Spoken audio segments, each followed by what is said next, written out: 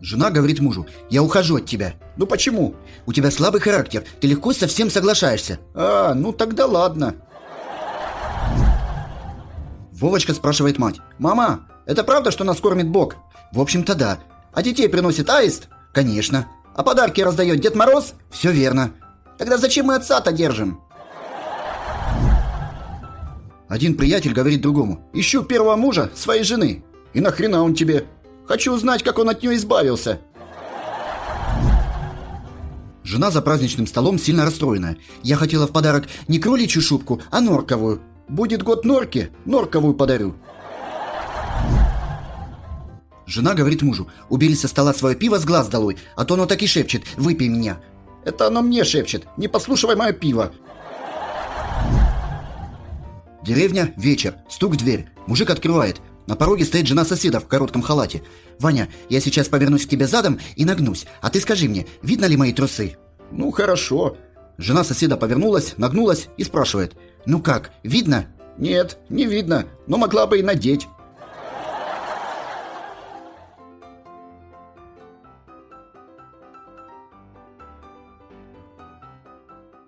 All right, everyone's presentations are done. Nick, the manager, said as he tried to move the discussion forward. Excuse me, I haven't. I recently found out something. Nick interrupted me and began to speak. There's apparently someone in this department who didn't graduate high school and is just a part-timer. Meetings should be for employees only. Absolutely right.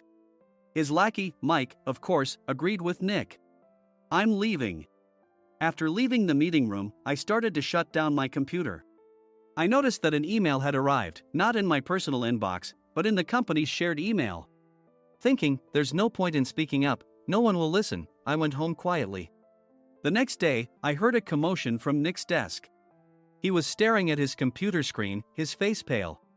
Nick? Is something wrong? Mike looked at the screen with him. And he turned even paler than Nick. Why is he so angry? Knowing the reason for Mike's distress, I thought to myself, serves them right. My name is Adam. My mother passed away when I was in the 9th grade, and I was raised by my father.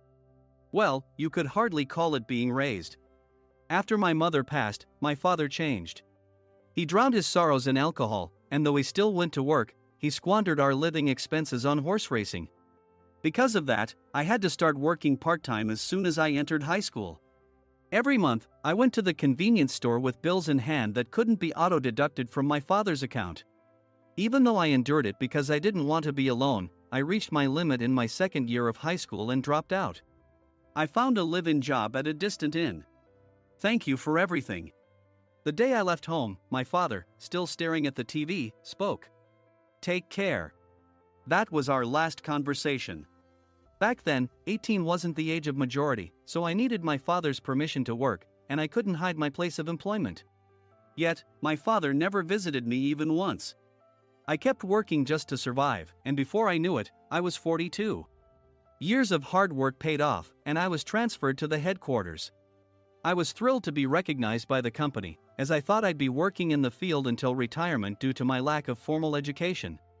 Listen up. Our work can change the future of our employees. Don't drag us down. On my first day after the transfer, Nick, dressed in an expensive suit, spoke sternly. There was a reason for this. Our inn was located in a prominent tourist destination, known so well that everyone in the state could sing its commercial jingle. At its peak, we had 5 locations within the state. But that was long ago. Due to financial difficulties and aging facilities, only the place where I had worked for many years and the original establishment remained. I was prepared to lose my job anytime, but now there was a glimmer of hope. With the rise of social media, the tourist area where the inn was located started gaining attention again. Depending on how hard the sales department, where I was transferred, worked, we could either thrive or be forced to give up this prime location to the new hotel chains continuously popping up. For Nick, who had switched careers from another industry to strengthen our sales, this was a battle he couldn't afford to lose. I understood why he had to be strict. I will do my best. Nick sneered at my enthusiastic declaration. Did you not hear what I said? I'm sorry. I thought I was listening carefully. Out of habit from years of customer service, I apologized reflexively, though I had no idea what had offended him. Someone was watching me with a smirk. In this department, there are those who are expected to excel and those who have been shoved here because they have nowhere else to go. You are the latter. It was Mike, the section chief. He's 7 years younger, at 35. But he was called to headquarters much earlier than I was and had been moving around within the headquarters ever since. I'm not jealous, but I can't accept that he's my boss. Graduating from a prestigious university, he has an unusually high pride and caused many problems as a newbie, making things very difficult for me when I was the front desk leader. When I found out Mike was transferred to the sales department a month before me, I was disheartened. Mike is right. With just a middle school diploma, there's not much you can do. Don't even think about achieving results. As if I didn't exist, Nick remarked, "I'm thirsty." Mike eagerly ran to the coffee maker. It seems Mike is Nick's lackey. I regretted being happy about my transfer to headquarters, wishing I had stayed on site forever. Send a direct mail to every company on this list by the end of the day. Nick only assigned me tasks that even a new graduate could handle. What? There are over 1,000 companies. You want me to send to all of them by today? Yes, if you and your fellow misfits split the work, even those with nowhere else to go should finish by today. I glanced at the employees typing away expressionlessly. They were worn out from customer service, only thinking about leaving on time, or were women reassigned after having children, with zero motivation for work. Even Sam, a new graduate from the same university as Mike, who was supposed to be among the expected achievers, had no enthusiasm for the job, having joined the company wanting to do customer service. "I don't care what they say, I plan to quit anytime," he said. Only Nick and Mike were highly motivated, making all the decisions between the two of them. I originally only wanted to work at the inn to survive and had no particular attachment to this job. I swallowed my words, thinking I had no right to reprimand them. About a month after the transfer, Nick told us with a frustrated look, "To commemorate the 50th anniversary, we've decided to create a plan exclusive for one group per day." Originally, Mike and I were supposed to come up with it, but our president, Mr. Thompson, insists on hearing everyone's opinions. "So, you all get a chance." As Nick explained, Mike began handing out prints. "Make sure not to embarrass Nick. If your ideas are half-baked, you'll have to redo them." It seemed that they had printed his handwritten notes by Mr. Thompson, which included several questions and a section for free responses. It made sense why Nick had to seek our input, given that all responses had to be submitted to Mr. Thompson. We were given a week to think about it, and a meeting was scheduled to compile our ideas. My plan is to let guests enjoy both the old and modern America. Nick began the presentations. Guests would watch a master confectioner at a nearby traditional sweet shop make sweets in front of them. The welcome drink would be premium tea in a bottle. Nick's plan was certainly attractive. After his presentation, Nick called on us to present in the order we were seated. Just as I stood up for my turn. "All right, everyone's presentations are done." "Excuse me, I haven't. I recently found out something." Nick interrupted me. "There's someone in this department who didn't graduate high school and is just a part-timer." He was likely talking about me. I joined the company as a part-timer and was made a full-time employee when I turned 20. That was 20 years ago, so Nick and Mike probably had no chance to know until recently. Meetings should be for employees only. Absolutely right. After that, Nick kept creating opportunities to solicit everyone's opinions, purposefully excluding me from speaking. The meeting unexpectedly heated up and went past the scheduled end time. A few people asked to leave, and the discussion continued with the remaining few. "Still here?" Normally, you'd leave in that situation. Though I had no attachment to the job initially, hearing kind words from customers made me want to make them happier. For someone like me, with nowhere to go, the inn was my home and customer service was my life. I felt pathetic about my current self. "I'm leaving." I left the conference room and started shutting down my computer. I noticed an email had arrived, not in my personal inbox, but in the company's shared email. Thinking no one would listen to what I had to say anyway, I quietly went home. The next day, while preparing the DM as instructed, I heard a commotion from Nick's desk. In his haste to stand up, he hit his knee on the desk. He stared at his computer screen, his face pale. "Nick! What's wrong?" Mike, thinking he should be the first to rush over, approached Nick while still wearing his coat. He peered at the screen with Nick. And he turned even paler than Nick. Why is he so angry? Who is responsible for this company? Nick, more irritated than ever, asked, and Mike answered without checking. Probably Sam. Sam wasn't there because he was attending a morning training session for new hires. Nick gave up on getting angry and returned his gaze to the screen. They were looking at an email that arrived right after the end of the working day yesterday. Apparently, no one, including me, had checked it before leaving. The email was from a large company that used us for their annual employee trips. The president and executives of that company also frequently used our services personally. President of the company, Mr. Mason himself, had declared that neither he nor his company would ever use our services again. Well, some companies cancel their employee trips or stop using our services due to financial struggles. Let's just move on. Mike kept wiping the sweat from his forehead with a handkerchief. Knowing why Mike was so agitated, I quietly watched their interaction. Do you know how much revenue we get from that company? We can find other guests to fill the rooms, but we'll lose the banquet costs, gift shop revenue, rental car fees, and more. Moreover, the gifts were supposed to be prepared by the traditional confectionery shop involved in Nick's proposed plan. If it's known that we incurred such a huge loss at this critical time, Nick's position in the company would be jeopardized. Nick took a deep breath, seemingly trying to calm himself. All right, Mike. Go to New York right now and apologize to Mr. Mason. What? You're coming with me, right? I have urgent work to do. I trust you, which is why I'm entrusting this to you. Please. Mike, believing Nick's sincerity, agreed with a determined look on his face, saying, yes. That's Nick for you. Even if Mike went to apologize, Nick would shift all the blame onto him if the client didn't change their mind. Well, it was Mike's fault to begin with, so it served him right. About 3 hours later, Sam answered a call from somewhere and repeatedly apologized, saying, I'm very sorry. Everyone watched to see what was happening. After ending the call, he informed Nick with a weary tone. When Mike arrived at the client's company, he only made things worse, further infuriating Mr. Mason. He was demanding, get his boss here immediately. It was no wonder Sam was exhausted, dealing with such a call right after returning from training. What is that idiot doing? All right, Adam, you're coming with me. If sacrificing Mike didn't work, then I must be next.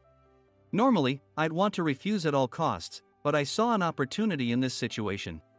If I can be of assistance, I'd be happy to join you. I obediently followed Nick, and we flew to New York. When we introduced ourselves at the reception, it became clear how serious the situation was, as the receptionist personally escorted us to the president's office. Angry voices leaked through the door, making both Nick and me uneasy. Excuse me. I'm Nick, the supervisor. I understand my subordinate has caused you trouble, and I deeply apologize. Nick, with his experience in the corporate world, knew enough to offer an apology before excuses. However, his customer service skills left much to be desired. I sighed as I saw Mike trembling like a small dog in the corner of the room. What kind of training are you giving your subordinates? Mr. Mason glared at Nick with a red face. The intensity of his gaze made even Nick take a step back. Regrettably, I joined this company only 2 years ago and was unaware of Mike's issues. I should have identified his shortcomings sooner. Indeed. I should have realized sooner. No sensible person would come to apologize and then give a lengthy presentation on the drawbacks of not using their in. Nick froze, his mouth slightly open. Suspecting the worst, I picked up the documents that had fallen to the floor. It seemed Mike hastily prepared these documents on the plane, listing the disadvantages. Disadvantage 1: if you change the venue for the company trip, employees might suspect it's for cost-cutting reasons, leading to a negative impression. Reading it aloud half-jokingly, Nick snatched the papers from my hand and checked the contents with a furious expression. Among the stack of documents was a receipt from a nearby convenience store's copy machine. I felt a pang of dread, hoping he hadn't shown the receipt as well. What do you think he said when I asked what kind of nerve he had to do this? I'm very sorry. Faced with the dire situation, Nick must have thought there was nothing left to do but apologize. In a voice smaller than I'd ever heard from him, he uttered words of apology. He said, "I'm a Harvard graduate. I don't believe I said anything wrong. Mike, what have you done?"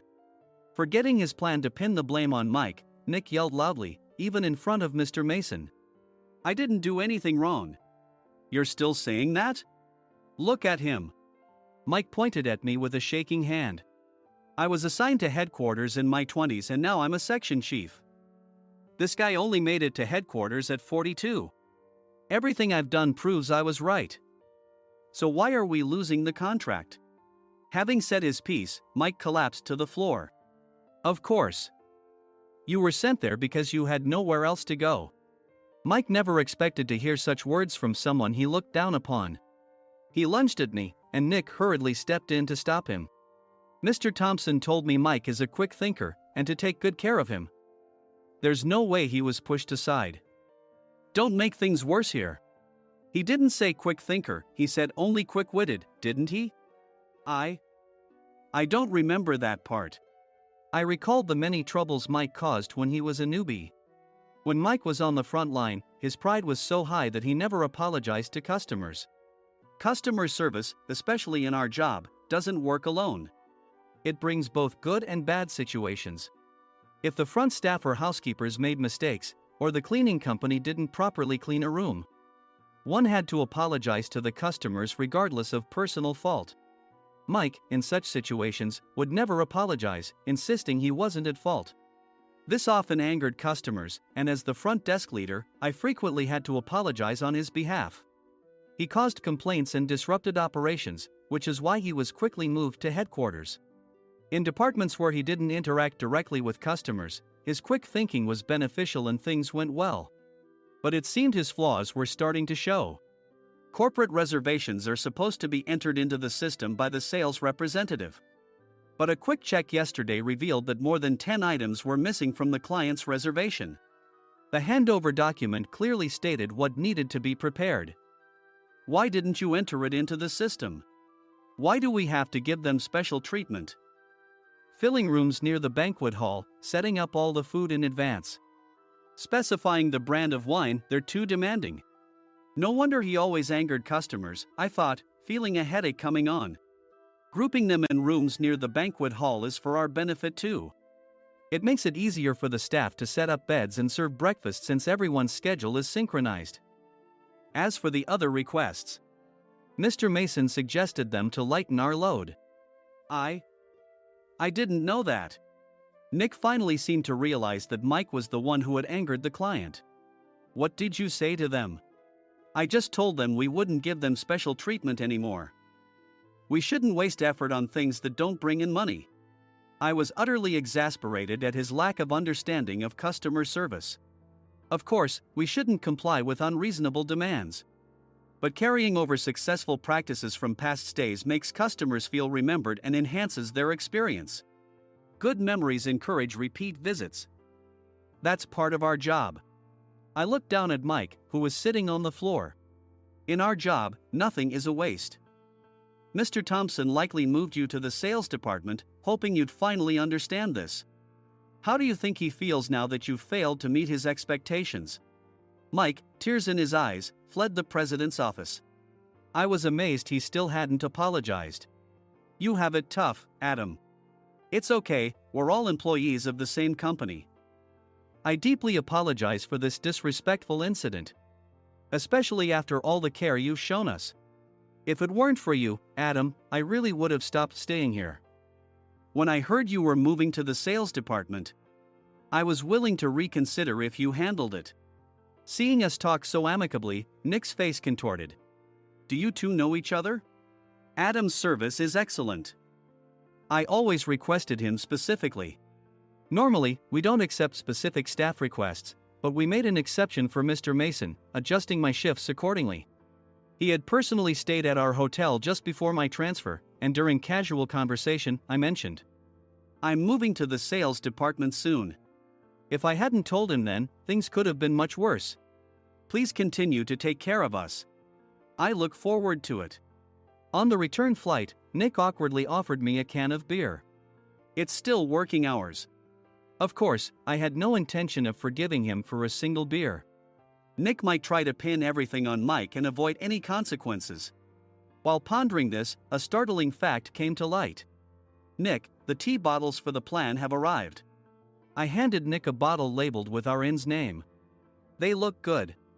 What are you talking about? These are plastic bottles. I had assumed we would use the trendy, high-end bottling tea. But what arrived were ordinary plastic bottles of tea with customized labels. The only unique aspect was the label, which had the inn's name, making it look customized. Upon further investigation, I discovered that a substantial amount of money was set to be paid to the tea company. It was priced like bottling tea. Does this plastic bottle really cost $100 each? The tea inside is specially blended for us. The extra cost is for that. Wouldn't it be better to use another tea company? Or is there a specific reason we must use this one? As Nick continued to make excuses, I showed him a printed email. I informed the tea company's president, Mr. Mitchell, that we discovered irregular payments and he confessed. He said you two were high school classmates and planned to split the extra money. That idiot. Why did he confess? That's not important. You should worry about yourself, this could turn into a police matter. Opening the bottle cap, I suggested. How about calming down with this tea? It supposedly has a relaxing effect. Nick drank the tea frantically. In the following days, decisions were made about their fates. Mike was reassigned to the General Affairs Department, with no chance of transfer or promotion, as per Mr. Thompson's orders. As for Nick, since the payment to the tea company hadn't yet been made, he narrowly avoided legal trouble. Instead, he was encouraged to leave the company, and to avoid further complications, Nick submitted his resignation. Rumor has it that connections between HR departments have made it difficult for him to find new employment. Even though it was good to have those two gone, something unexpected happened in the sales department. Everyone became motivated and united in refining the 50th anniversary plan. In the end, my plan was adopted. We collaborated with the Tourist Information Center to provide personalized guides. The plan, tailored to the number of guests, was truly special for the 50th anniversary. Hey, is Adam's family coming to stay? I immediately booked that special plan for my family. Sam noticed it on the reservation list and quickly picked up on it. Yes, I'm inviting my father. That's great. I might invite my parents too. I lacked the courage to face my father just as Adam. But here, with the confidence Mr. Mason praised, I felt ready. The 50th anniversary plan was a perfect opportunity to reconnect with my father. I hoped to bring back the days when we could laugh together as we once did.